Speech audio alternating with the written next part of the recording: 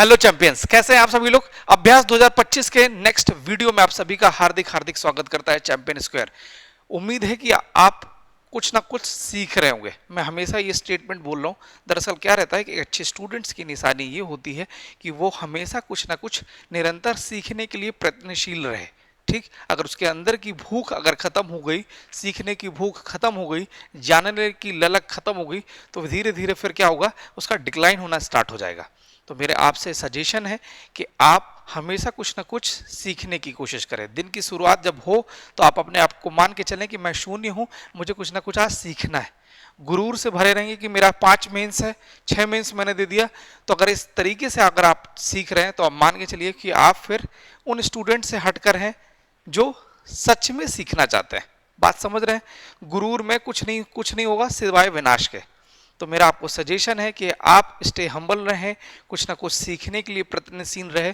100% आपका चयन होगा। क्यों? क्योंकि मैं ये बोल रहा हूँ कि 158 वैकेंसी है, आपकी एक गलती दूसरे का चयन करा देगी। मैं हमेशा क्लास में ये बात बोलता हूँ और ये खुद के जीवन में भी अप्लाई कि एक छोटा सा ब्लंडर, एक छोटी सी मिस्टेक दूसरे का चयन हो जाएगा। ठीक, इस एग्जाम को कभी कभी जब हम मेंस की एक स्टेज पे आ जाते हैं तो हमारे मन में हमेशा एक चीज रहती, अरे ठीक है कर लेंगे। ये वाला जो भाव है हटा देना। सीधे आपको करना है, ये करना ही है। ठीक है, आपका ये लेजीनेस होती है, ये कहीं ना कहीं घातक सिद्ध होती है। तो मेरा आपको सजेशन है बड़े भाई के तौर पर, गार्जियन के तौर पर, एक मेंटर के तौर पर, कि आप हमेशा एकदम गंभीर रहें अपने। देखिए, आपको मस्ती करने से कोई मना नहीं कर, मस्ती करिए, बढ़िया मोबाइल चलाइए, घूमिए फिरिए, खाना खाना खाइए, कोई दिक्कत नहीं। बट अपने एग्जाम के लिए, अपनी स्किल के लिए, अपने आप के लिए और उन पेरेंट्स के लिए हमेशा गंभीर रहें। ठीक है। और 2025 के स्टूडेंट्स जिनका अंतिम अभी समय आने वाला है एग्जाम देने के लिए, तो आप 2025 की स्ट्रैटेजी के लिए मैंने वीडियो डाला हुआ है, जरूर उसको आप देखें। ठीक है, कहीं ना कहीं आपके लिए लाभकारी सिद्ध होगा। चलिए मुद्दे पे आते हैं सीधे। अभ्यास 2025 में हम आज ज्योग्राफी का ही सेगमेंट लेके आए हैं। तो ज्योग्राफी में हम बात कर रहे हैं आज क्योटो प्रोटोकॉल के बारे में। सभी स्टूडेंट्स जो इस प्रोटोकॉल के बारे में बहुत अच्छे से जानते हैं। इसकी ट्रिक यही है, का से कार्बन और का से क्योटो, है ना। जब भी क्योटो आए तो बस ट्रिक कुछ नहीं है, उसका का देखो, का यानी क्योटो और का इट मींस कार्बन। ठीक, आप इसको 3 भागों में बांट सकते हो। ठीक, ये उसका परिचय, कब उसका प्रारंभ हुआ, कब उसको लागू किया गया और उसका उद्देश्य क्या है। क्लियर है?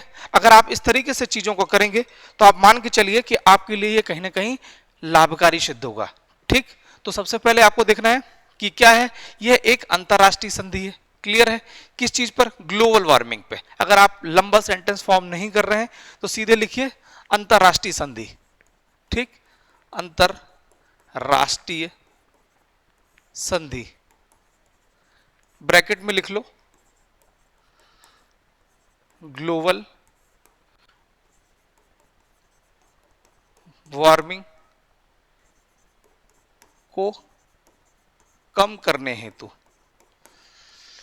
ठीक है गाइस, गाइस बोल देते हैं क्योंकि यूट्यूब की भाषा शैली है गाइस, तो गाइस बोल देंगे तो बुरा नहीं मानना है आप लोगों को। ठीक है, तो आपको ये करना है, 1 मिनट।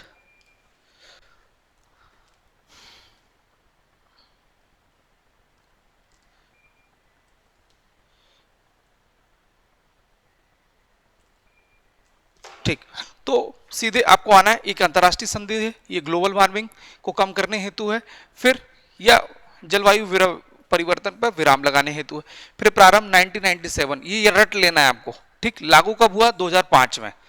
ठीक, याद रखिए क्या प्रारंभ और लागू। प्रारंभ हुआ 1997 से, सॉरी, प्रारंभ हुआ 1997 और लागू हुआ 2005 से।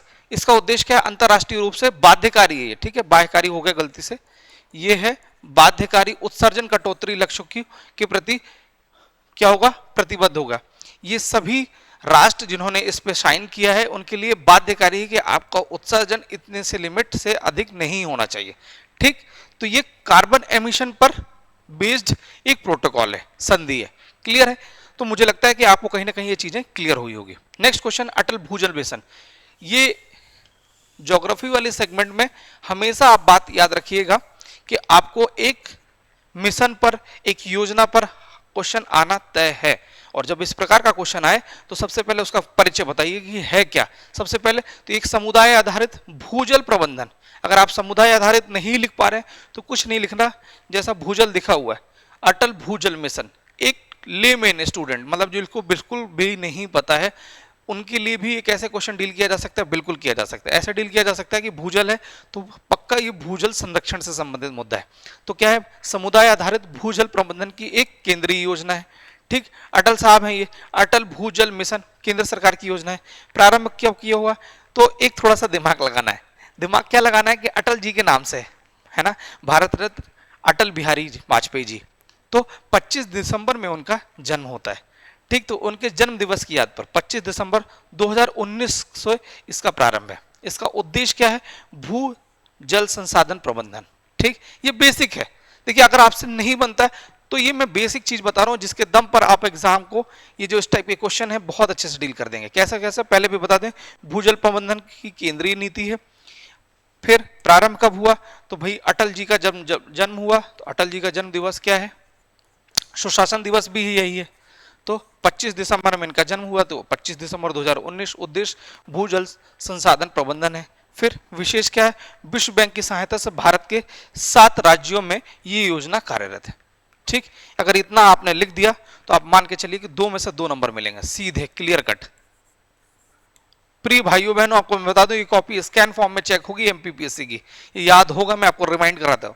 तो स्कैन होगा तो कॉपी आपको अच्छी, देखो गुणवत्ता युक्त कॉपी लिखना है, बट साफ सुथरी लिखना है, देखने में कॉपी चेकर का मन खिल जाए, अरे यार इससे अच्छी कॉपी हो ही नहीं सकती। अगर इस तरीके से आप कॉपी लिख रहे हैं तो आप मान के चलिए कि धूमधाम से 175 से 180 नंबर की थ्योरी प्रति पेपर में आपको मिल जाएगी। और इस पेपर का मतलब यह है, इतने नंबर का मतलब क्या है कि आप जो आपका सपना है पहले नंबर की पीडीएफ में आने का, बिल्कुल आएगा। ठीक है, नेक्स्ट एमएस स्वामीनाथन। ठीक, तो भैया स्वामीनाथन जी आएंगे तो सीधे लिख दो परिचय, ये कृषि वैज्ञानिक है। ठीक, पद्म भूषण मिला 1972 और भारत रत्न 2004, ये लिखना बहुत इंपॉर्टेंट है। ठीक, और भारत में हरित क्रांति के ये जनक है। स्टार्टिंग भी कर सकते हो कि भारत में हरित क्रांति के जनक पद्म भूषण। अच्छा, इनका जन्म और मृत्यु लिखने की कोई आवश्यकता नहीं है, ये किस चीज के लिए फेमस है ये लिखना है आपको। तो सम्मान पद्म भूषण मिला 72 में, जो भारत रत्न से सम्मानित किया गया सन 2004 में, और भारतीय कृषि वैज्ञानिक है। ठीक है, तो अगर भारतीय स्तर पर बोला जाए तो कृषि के जनक कौन से हैं, कृषि प्रौद्योगिकी के जनक एमएस स्वामीनाथन और नॉर्मन बोरलॉग हैंगे पूरे भारत में। ठीक है, एग्रीकल्चर रिवोल्यूशन के लिए, ग्रीन एग्रीकल्चर के लिए। फिर है प्रधानमंत्री कृषि सिंचाई योजना, एकदम बेसिक है ये योजना, है ना। आप बहुत पढ़ के आएंगे मगर अचानक आप बिल्कुल, आपका दिमाग एकदम वो हो जाएगा, ब्लैंक हो जाएगा, अरे यार ये प्रधानमंत्री कृषि सिंचाई योजना तो मैंने पढ़ी ही नहीं थी। ये इसलिए जानबूझ के क्वेश्चन डाला गया। देखिए सबसे पहले 1 जुलाई 2015 से चालू, मैं इसकी फॉर्मेटिंग बता रहा हूँ। प्रारंभ लिखना है, जब भी योजना है उसके घटक लिखिए, उसके लक्ष्य लिखिए और उसकी नोडल एजेंसी कि कौन मंत्रालय इसको डील कर रहा है। घटक क्या है, त्वरित सिंचाई। फिर समेकित वाटरशेड प्रबंधन कार्यक्रम। प्रधानमंत्री कृषि सिंचाई से क्या है, हमको क्या करना है, त्वरित सिंचाई, मतलब हमको एक तो सबसे पहले वाटर कंजर्वेशन करना है, और वो वाटर कंजर्वेशन करने के मतलब ये जो है ना वाटरशेड प्रबंधन, उसको पानी को इकट्ठा करके हम कृषि के लिए इसका उपयोग करना है, इसके घटक हैं। फिर क्या है, हम टेक्नोलॉजी का लाभ उठाकर, टेक्नोलॉजी का यूटिलाइजेशन करके हमको क्या करना है, सिंचाई के में उसको निवेश करना है उस जल का। नोडल एजेंसी क्या है, तो राज्यों के कृषि विभाग, जितने कृषि डिपार्टमेंट हैं या कृषि मंत्रालय हैं, ये इसकी नोडल एजेंसीज है। ठीक है, चलिए हम बता दें आपको कि हमने अभी लॉन्च किया है 15 ही तारीख को। सभी स्टूडेंट्स मध्य प्रदेश के जो कोने कोने में बैठे हुए हैं उनको हम बता दें कि हमने नया बैच लॉन्च किया है 15 मई को सुबह 9 बजे से लेकर 12 बजे। 3 घंटे की ही क्लासेस हैं, मगर धीरे धीरे जब आपका स्तर उठ जाएगा तो हम 1 घंटे की क्लास और भी आपको इंक्रीज कर देंगे। तो 15 तारीख से चालू किया है। इसकी विशेषताओं में हमने पहले ही आपसे डिस्कस किया है कि इसकी विशेषता ये है सबसे पहले कि हम आपको हैंड रिटन सिनॉप्सिस दे रहे हैं, साथ ही साथ प्रिंटेड नोट्स। हमारे टेलीग्राम चैनल जाएंगे तो आपको 600 पन्ने की पीडीएफ मिल गई है। हमने अपने डेमो जो नोट्स हैं हमने अपने पीडीएफ में डाल दिया है। टेलीग्राम चैनल को बिल्कुल जरूर जाके देखिएगा, उस पर आपको, और हम लिंक प्रोवाइड कर देंगे यूट्यूब चैनल पे, तो आप जरूर टेलीग्राम को देखकर, टेलीग्राम पे जाकर उस लिंक को क्लिक करके आप पूरी पीडीएफ जरूर देखिए। सबसे पहले क्या है, किसी अच्छी कोचिंग की निशानी क्या है, उसके पास गुणवत्ता युक्त नोट्स हैं कि नहीं। दरअसल हम किताब नहीं बनाते, हम नोट्स बनाते हैं, और नोट्स को बनाया है उन टॉपर्स ने जिन्होंने इस एग्जाम को बहुत अच्छे तरीके से समझा है, और न केवल समझा है बल्कि एक सफल अधिकारी भी बने। साथ ही साथ बता दें कि हम आपको दे रहे हैं पर्सनल मेंटर, जो आपकी प्रगति पर, आपके संघर्ष में, आपके डाउन पीरियड में आप सभी का साथ देंगे। आपको कैसे नोट्स बनाना है, कैसे चीज़ों को डील करना है, ये सब कुछ बहुत तसल्ली पूर्वक आपसे डिस्कस करेंगे।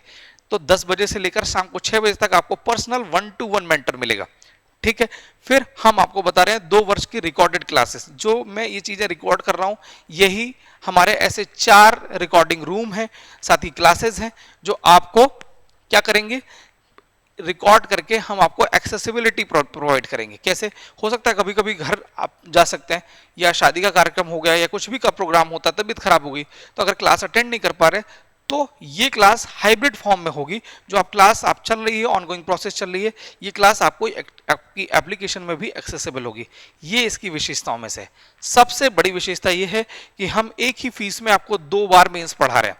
सभी कोचिंग्स जो भी अन्य संस्थान है, वो कुछ क्या करते हैं कि आपका एक बार सिलेबस पूरा कंप्लीट हो जाने के बाद, अगर कभी कभी होता है आपसे सिलेबस छूट जाती है, स्किप हो जाती है, कुछ चीज़ें समझ में सच में नहीं आती। अब जब नहीं आती तो आपको लगता है कि सर एक बार मैं क्या इस क्लास को अगेन मैं कर लूँ, तो फिर उस टाइम पीरियड में संस्थान आपको साफ मना कर देता है कि नहीं, इसके लिए आपको अगला फिर से पेमेंट करना पड़ेगा। मगर हमने इस चीज़ को क्या किया है, एक नया इनोवेशन किया कि हम बच्चों को 2 बार पढ़ाएंगे, एटलीस्ट वो मेंटली प्रिपेयर रहें। खासकर 12वीं वाले स्टूडेंट्स के लिए, ग्रेजुएट स्टूडेंट के लिए तो है ही, बस जो 12th पास स्टूडेंट है और जो इंदौर में आके एडमिशन्स लेते हैं, उनके लिए तो एकदम लाभकारी ये फॉर्मूला है। साथ ही साथ मैं बता दूं कि ये एक ही फीस है, एक फीस करिए, उसके बाद आप भूल जाइए। हम आपको free of cost test series देंगे, सब कुछ आपको चीजें बहुत तरीके से और विधिवत मिलेगी। ठीक है। 12वीं पास स्टूडेंट्स के लिए मैं आपको घोषणा कर दूं, 12वीं पास स्टूडेंट्स, आप जो प्रदेश के टॉपर हैं और जिले के टॉपर हैं, आपको हम निःशुल्क पढ़ाने जा रहे हैं। इस वीडियो को क्रॉप कर लेना, को क्रॉप करके अपने दोस्तों को शेयर कर देना। जो लोग सच में गंभीरता पूर्वक अपने माँ बाप का सिविल सपना पूरा करना चाहते हैं सिविल सेक्टर के क्षेत्र में, उन स्टूडेंट्स के लिए मेरा मैसेज है और मेरा संस्थान की तरफ से मैसेज है कि आपको हम फ्री ऑफ कॉस्ट पढ़ाने जा रहे हैं। साथ ही साथ जिनका 90% अंक प्राप्त है उनको 70% का डिस्काउंट, और जिनके 80% मार्क्स है उन्हें 50% तक का डिस्काउंट, और जिनके नंबर कम है टेंशन ना रखें, हम आपके लिए भी कुछ ना कुछ हमने विशेष उपहार रखा हुआ है। बट अगर वो स्टूडेंट जो 12वीं पास के बाद अपना एक फाउंडेशन बनाना चाहते हैं, वो आप के लिए हम पूर्णतः समर्पित हैं। आप आइए, और जिन्होंने टॉप किया है तो हम उनको निःशुल्क क्लासेस दे रहे हैं, जिनके नंबर थोड़े से कम है आपको बहुत ही कम चार्जेस में आपको क्लासेस मिलने जा रही है। साथ ही साथ बता दें कि हम जो 2020 की सेकंड रैंकर निधि भारद्वाज मैडम आ रहे हैं, special seminar, career guidance seminar. ठीक है। इनका मेन उद्देश्य क्या है, करियर। शिक्षा का मतलब क्या है, शिक्षा का मतलब यह है कि लोगों को देना, वापस करना, लौटाना, और यही सबसे बड़ी चीज होती है किसी एक अच्छे सिविल सेवक की निशानी। तो 10 बजे सुबह आ रही हैं मैडम आपके समस्याओं को सुनने के लिए, हल करने के लिए। तो 24 मई को 2025 मॉर्निंग में 10 बजे आप दिए हुए नंबर पर संपर्क कर सकते हैं। 90-390 30-348 पर कॉल करिए और अपने आप को रजिस्टर करिए। ठीक है। सीधे मुद्दे पे आ जाते हैं कि हम अपराजित बैच, एक संजीवनी बैच है, फ्री फॉर ऑल है, ये अभी भी चल रहा है। यूट्यूब पे आपके लिए लाइव एक्सेसिबिलिटी मिली हुई है। साथ ही साथ जो जिन्हें पीडीएफ चाहिए, वो एप्लीकेशन डाउनलोड करें। 51 रुपए का एक कोर्स है, फ्री ऑफ कॉस्ट है। इसमें 10 टेस्ट सीरीज, 10 मेंस की टेस्ट सीरीज और 6 एफएलटीज दी हुई हैं। ये सब आपको फ्री ऑफ कॉस्ट एप्लीकेशन पे एक्सेसिबल है। बट साथ ही साथ इसकी लाइव क्लासेस यूट्यूब पे चल रही है। मुद्दे पे आते हैं। हम इंग्लिश मीडियम का बैच लॉन्च करने जा रहे हैं 1 तारीख से। उसका नाम है वॉरियर बैच। यहाँ फुल्ली डेडिकेटेड इंग्लिश मीडियम की जितनी फैकल्टीज है, ठीक है, वो आप पर पर्टिकुलर काम करेंगे। हमारी निशानी और हमारी विशेषता ये नहीं है हम 200 स्टूडेंट नहीं पढ़ाएंगे। हमारा क्लियर कट है, हम टॉप 60 बच्चों का चयन करेंगे और उन पर हम 1-to-1 काम करेंगे। हम अभी छोटे छोटे बच्चों पर जब ये काम करेंगे तो आने वाले टाइम में यही वट वृक्ष बन जाएंगे और यही आगे चल के टॉपर बनेंगे। तो हमारी यही विशेषता है कि हम 60 बच्चों से ज्यादा, हम 61वां बच्चा भी नहीं लेंगे। हमको 60 बच्चों पर ही विधिवत और ईमानदारी से काम करना है, ठीक है। तो 1 जून को सुबह 9 बजे से लेकर 12 बजे की क्लासेस है। तो आप निश्चित तौर पर इंग्लिश मीडियम के स्टूडेंट 1 तारीख को आप इस ऑफलाइन सेंटर विष्णुपुरी सेंटर पे, विष्णुपुरी IBS स्टॉप के सामने चैंपियन स्क्वायर का ऑफिस है, आइए और उस क्लास को आप अटेंड करिए। Thank you so much. अब मुद्दे पे आते हैं सीधे। तो रॉयल सीमा पठार की भौगोलिक रॉयल सीमा, सबसे पहले आप पूरी दुनिया पढ़ते हैं, है ना, आप पढ़ते हैं प्रायद्वीपीय भारत। हमने जानबूझ के दिए क्वेश्चन दिया रॉयल सीमा पठार की भौगोलिक विशेषताओं का वर्णन करिए, ठीक, भौगोलिक विशेषताओं का। तो रॉयल सीमा का पठार प्रायद्वीपीय भारत का एक उपभाग है। सबसे पहले बताइए, प्रायद्वीपीय भारत ये पूरा भाग इसका उपभाग है। एक तो ये वाला सेगमेंट है और एक ये वाला सेगमेंट है। तो ये कहाँ होगा? ये आंध्र प्रदेश में होगा।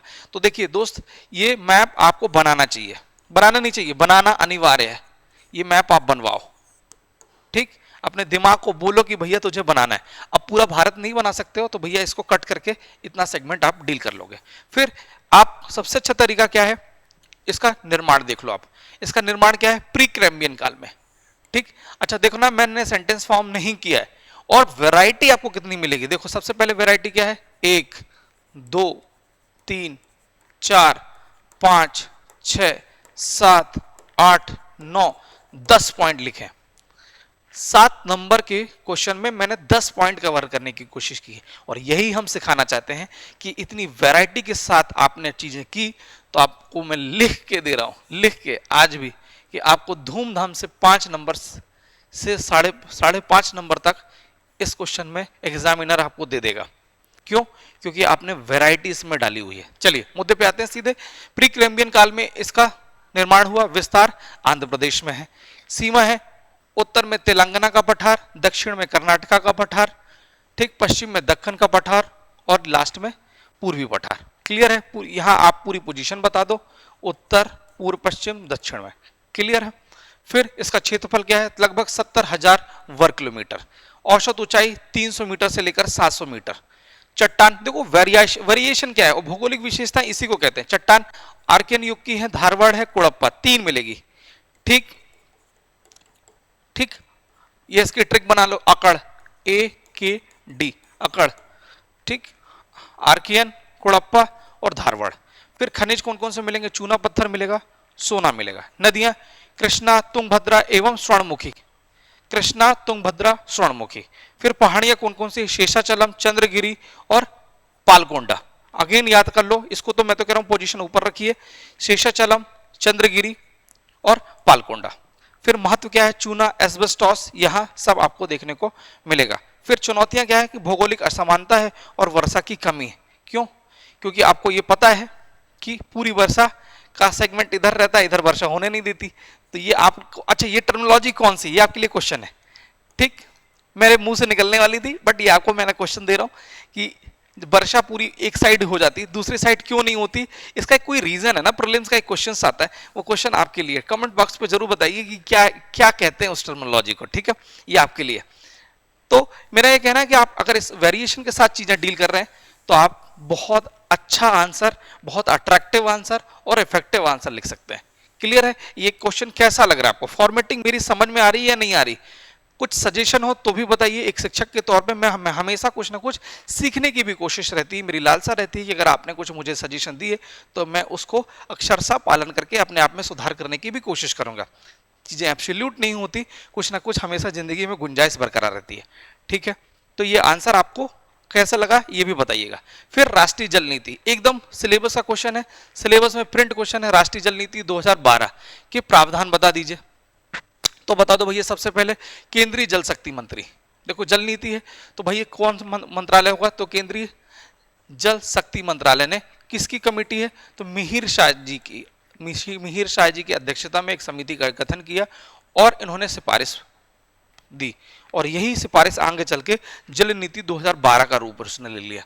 ठीक, इसके प्रावधान क्या है? तो अंतर्राज्यीय नदियों के विकास करना और उसका प्रबंधन करना। अच्छा, जब नीति के बारे में पूछ लिया जाए तो पहले बता दो कि भैया 1987 में पहली नीति बनी, 2002 में बनी और फिर 2012 में बनी। क्लियर है? अगर ये बता देते तो आपका आंसर देखो, ये स्पेस का यूटिलाइजेशन भी हो गया है ना। ये अच्छी चीज देखो, मैं आपको बता रहा हूँ, ये स्पेस का यूटिलाइजेशन हो गया और हमने चीजें फैक्ट भी लिख दिया। सीधे अंतर्राज्यीय नदियों के विकास और उसका प्रबंधन करना। ठीक, जल के पदचिन्ह और जल के लेखा प्रणाली विकसित करना। पदचिन्ह यानी इट मीन्स कि कहां कहां जल जा रहा है, साथ ही साथ उसका ऑडिट करना है कि हर राज्यों में कितना जल का डिस्ट्रीब्यूशन होता है। ठीक, क्लियर है? ये हर राज्यों में जब नदियों का डिस्ट्रीब्यूशन में जब डिस्प्यूट होता है कि भैया इतना क्यूबिक, मतलब वो जो एक वाटर का एक यूनिट होती है कि कितना वाटर यहां से यहां ट्रांसफर हो रहा है, क्लियर है? तो वो एक लड़ाई का कारण बनता है, यही उसका ऑडिट है, लेखा प्रणाली है। क्लियर है? फिर शहरी और ग्रामीण क्षेत्रों में जल आपूर्ति की असमानता को दूर करना है ना, कि शहरों में भी प्रॉपर तरीके से वाटर डिस्ट्रीब्यूशन हो, साथ ही साथ ग्रामीण स्तर पर भी पेयजल की आपूर्ति सुनिश्चित होना चाहिए। फिर जल संसाधन प्रबंधन में सामुदायिक भागीदारी और सार्वजनिक निजी, मतलब दो सेगमेंट को रखना है। जब भी कोई बड़ा स्तर का काम होता है, जैसे मोहनपुरा डैम सुना होगा आपने राजगढ़ में, अभी जाने का मौका मुझे अवसर मिला, तो मैंने ये देखा कि उसमें शासन का तो थी, बट स्थानीय स्तर पर लोगों का सहयोग ने भी उसको बहुत अच्छा बना दिया है ना। उस क्षेत्र में जो एक जमाने में सूखे क्षेत्र से ग्रसित हुआ करता था, आज वहां पानी उन्होंने संचयित किया है और 24/7 वाटर कनेक्टिविटी हो गई है, गांवों में भी प्लस शहर में भी। और इससे क्या हुआ, लोगों में एक कॉन्फिडेंस आ गया। आपका क्या हो गया, सिंचाई से अच्छी फसल लेना चालू कर दिया, साल में 3-3, 4-4 फसल ले जा रहे हैं। तो ये थोड़ा क्रिएटिविटी सामुदायिक स्तर पर। और पीपीटी उन्होंने क्या किया, इस नीति का भी उपयोग क्या है, नीति ने भी यही बोला कि भैया हमको कम्युनिटी बेस्ड यानी सामुदायिक भागीदारी और सार्वजनिक निजी भागीदारी दोनों को हमको पकड़ना पड़ेगा।